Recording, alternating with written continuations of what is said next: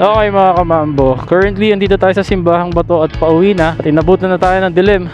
So naisip ko ay ito na ang magandang pagkakataon para ipakita sa inyo kung gaano talaga kaliwanag ang headlight ng Ranger 150.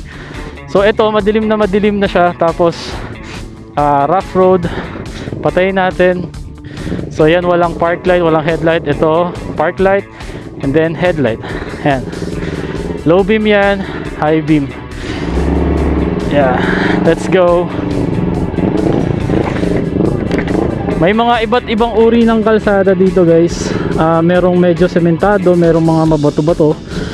So ito na rin yung talagang magandang pagkakataon para makita nyo at magkaroon kayo ng idea sa performance ng kanyang headlight.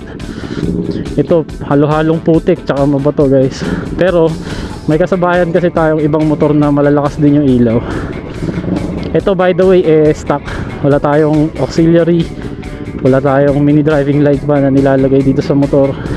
Dapat mauna tayo para kaya dami kasi nakasunod sa atin kasi uwian na rin talaga. Pero siguro mamaya kapag medyo tayo lang yung nasa kalsada mas makikita nyo. Okay, tapos na sa rough road. Ito naman yung area na medyo sementado pero malubak pa rin. Headlight off, headlight on. May angkas tayo guys ngayon si BC's, kaya sa normal medyo mas mataas yan. Iba kasi yung taas niyan kapag tayo lang syempre. The more na mas mabigat yung angkas natin at load, mas aangat yan. Pero ang ganda, di ba? May cut off siya, hindi siya nakakasilaw kung saktong level lang din naman. Palabas pa lang tayo guys ng main highway. So mamaya kapag medyo may mga asfalto din, check din natin. Kasi actually, ngayon ko pa lang talaga to na i-ride ng gabi. So first time ko lang talaga masusubukan na yung gantong malayo. Nagagamit ko siya ng gabi sa bahay-bahay lang, ganun. Pero yung gantong malayuan hindi pa talaga. Headlight off, headlight on, low beam. Palagpasin muna natin ng konti yung motor. High beam. Ganda rin.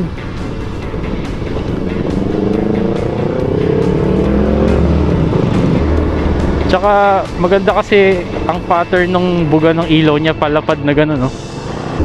Ayun na humusga guys, pero tingin ko hindi ma-justify sa video yung output niya talaga. Ito, high beam ulit, low beam, off, on, high, di ba?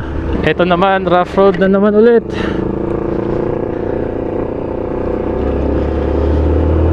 Tapos semento ulit. Ang kulit no. Dun sa main highway, alam ko parang espalto yung yung kalsada So balik tayo mamaya kapag andun na tayo. Kasi para magkaroon din tayo ng maganda-gandang comparison. Okay guys, andito na tayo sa highway ulit ng Talisay. Pero medyo maliwanag pa dito. Tapos espalto siya. So ito ang buga ng headlight. And then high beam. Tapos takbo tayo. Hindi ko sure kung anong kalalabasan sa video, pero ano pa kasi dito, maliwanag pa dahil parang bayan siya. Pero yan diyan kayo magbase sa nakikita nyo sa sasakyan. Hindi abot ng side mirror ng kotse So talagang maganda yung cut off niya, diretso. Tapos pag nag high beam, ang lakas. Ayan, medyo dumidilim na dito guys. Headlight off, headlight on, high beam. Ewan ko guys kung kita nyo dito yung Tagaytay Ayan yung mga ilaw na yan sa taas. Okay, pag nandun na tayo mamaya sa Twisties, doon naman natin i-check kasi iba na naman yung road condition doon. Andito na tayo sa Ligaya Drive or yung Tagaytay Laurel Road. Actually yung ruta namin papuntang Simbahang Bato kanina, doon sa kabilang paakyat yung Tagaytay Talisay Road naman. Pero pareho silang grabe yung Twisties. Ang kaso yun kasi grabe na yung sobrang sikip nung daan. Hindi katulad nito, kita nyo ito paano 4 lanes. Doon kasi sobrang sikip talaga. So medyo delikado dahil gabi na. Kaya okay na rin na dito yung daan namin pa uwi. So ito, semento siya ngayon.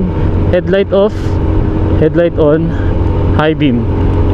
So ayan, hindi na ako masyado magsasalita. Tingnan nyo na lang yung magiging drive natin sa twisties na to. At ayun, tingnan nyo yung performance ng headlight na itong ating Ranger 150.